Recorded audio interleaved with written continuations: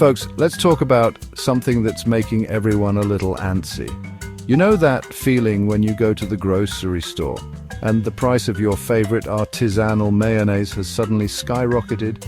Yes, that mayonnaise that tastes suspiciously like regular mayonnaise but costs 3 times as much. That's inflation, my friends, and it's making your hard-earned cash feel a bit like confetti in a hurricane. It's the economic boogeyman that keeps finance ministers up at night, probably counting sheep, or more likely, counting how many fewer sheep their money can buy this week. It's a global party. And guess what? You're paying for the increasingly expensive snacks. Now, when times get tough, and your dollars feel like they're shrinking faster than a cheap sweater in a hot dryer, what do people turn to? No, not another streaming service, though that's a close second. They turn to gold. That shiny, glittery, heavy stuff that kings and pirates have fought over for centuries. Gold doesn't offer dividends, it doesn't send you quarterly reports, and frankly, its fashion sense peaked in ancient Egypt. But it has one thing going for it. It's gold, it's tangible, you can hold it, you can bite it. Though I don't recommend it, dental bills are also up. And it has this ancient, almost mystical allure as a store of value when paper money starts to look a little flimsy. But here's where it gets interesting, folks. It's not just your eccentric Uncle Barry buying gold coins and burying them in the backyard next to his prize-winning zucchinis. Oh no, we're talking about big players, entire countries quietly, almost secretly, piling up gold bars like they're preparing for the world's most expensive game of Jenga. They're not exactly shouting it from the rooftops, are they? It's more like a clandestine rendezvous in a dimly lit vault. Psst, got any more of that shiny stuff? They whisper. This isn't your average shopping spree. This is strategic stockpiling on a massive scale. This hush-hush gold rush has got people talking, and rightly so. Why the secrecy?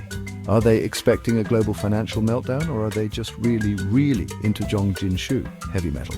It's like they know something we don't, or perhaps they're just trying to get ahead of the curve before everyone else realizes their paper money might not be as valuable as they thought. This isn't just about diversifying assets, it feels bigger, more significant, like the opening scene of a geopolitical thriller, where the stakes are incredibly high and the glitter is very, very real. The new Goldfinger Club. So who are these shadowy figures, these national magpies hoarding all the shiny bits? Well, grab your monocles, because the guest list for this exclusive gold party includes some very big names. We're talking about economic powerhouses like China and Russia. That's right, folks. These aren't small-time collectors. These are countries with serious economic clout, and they're buying gold by the metric ton. They're not just dipping their toes in the golden pond. They're doing a full-on cannonball. This isn't about making a fashion statement with oversized gold chains. This is about building a foundation, a very heavy, very expensive foundation. Why this sudden obsession with an ancient metal? Well, one big reason is to diversify away from the US dollar. For decades, the dollar has been the king of the currency world, the global reserve, the big cheese. But some countries are starting to think maybe we shouldn't put all our eggs in one American-made basket. It's like deciding you need more than one friend, especially if that one friend keeps borrowing your lawnmower and not returning it. They see gold as a way to protect their wealth from the ups and downs of the dollar and perhaps from US financial influence. This leads us to a fancy term economists love to throw around: de-dollarization. Sounds like something you'd do to a stubborn stain, doesn't it? Just de-dollarize it. But it simply means reducing reliance on the US dollar in international trade and finance. By buying gold, these nations are essentially building up their own reserves of a universally accepted asset, one that isn't controlled by any single country's central bank. It's their way of saying, we want more options, thank you very much. And those options happen to be very shiny and very, very old school. They want financial independence. And let's not forget the power play involved. Gold has always been a symbol of wealth and power. Think about it. Dragons hoard gold. Pharaohs were buried with gold. Even James Bond villains love gold. Coincidence? I think not. By accumulating vast reserves of gold, these countries aren't just hedging their economic bets, they're also making a statement on the global stage. They're flexing their financial muscles, signaling their growing economic strength and their ambitions to reshape the international financial order. It's a silent but very heavy declaration of intent.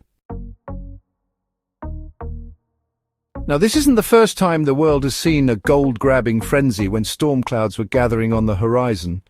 Let's dust off our history books, or at least our Wikipedia apps, and take a little trip back to 1939. What was happening then? Oh, just a minor global kerfuffle, a little disagreement that involved, most of the planet. Tensions were high, uncertainty was the soup du jour, and countries were bracing for something big. Sound vaguely familiar? Like an echo from a particularly unsettling past? In the lead up to World War II, nations were quietly, and sometimes not so quietly, hoarding gold. Why? Because when the world goes sideways and alliances shatter, and currencies become as reliable as a weather forecast in England, gold is seen as the ultimate safe haven. It was the bedrock of national treasuries, the financial fuel needed to fund war efforts, and a way to preserve national wealth when everything else was literally blowing up. It was the ultimate insurance policy against chaos, a heavy metallic security blanket for an increasingly insecure world. So, are we seeing history repeat itself, or at least rhyme in a very expensive, glittery way? The parallels are certainly thought-provoking. We have rising geopolitical tensions, trade disputes simmering, and a general sense of unease about the global economic outlook. It's like the world is holding its breath, waiting to see what happens next. And in this climate of uncertainty, gold starts to look incredibly attractive again, not just to individuals, but to the very institutions that manage national economies. It's a flight to safety on a grand national scale. The underlying logic remains timeless. When faith in established systems wanes, tangible assets gain appeal. Gold represents a store of value that transcends borders and political regimes. It's the financial equivalent of a fallout shelter.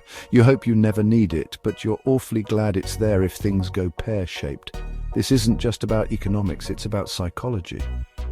It's about a deep-seated human instinct to seek security when the future looks murky. And right now, for many central banks, that security comes in the form of very large, very shiny bricks.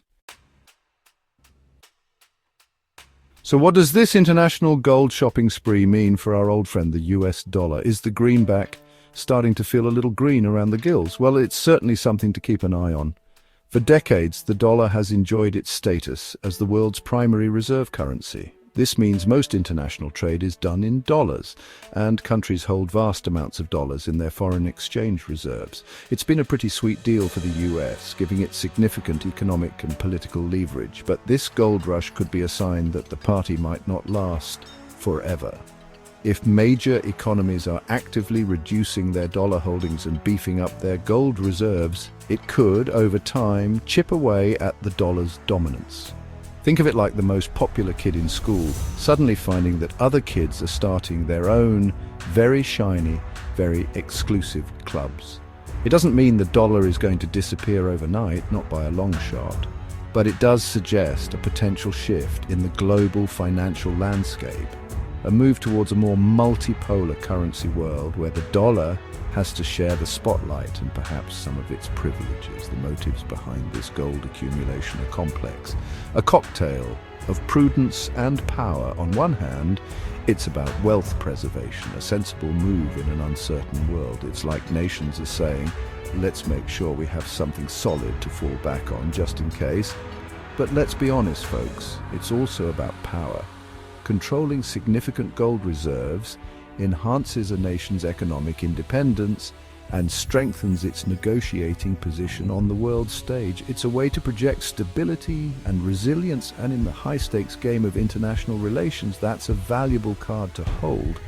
Ultimately, this quiet hoarding of gold reflects a shifting global power dynamic. It's a sign that the post-Cold War, dollar-centric world order is evolving, perhaps even being challenged. Countries are looking to assert their sovereignty, not just militarily or politically, but financially too. The quest for gold is a quest for stability, for influence, and perhaps for a readiness to face a future that looks increasingly unpredictable. The future might indeed be golden, but the question is, for whom? And will it lead to a more stable world or just a world with shinier vaults? Only time will tell. Like and subscribe for more.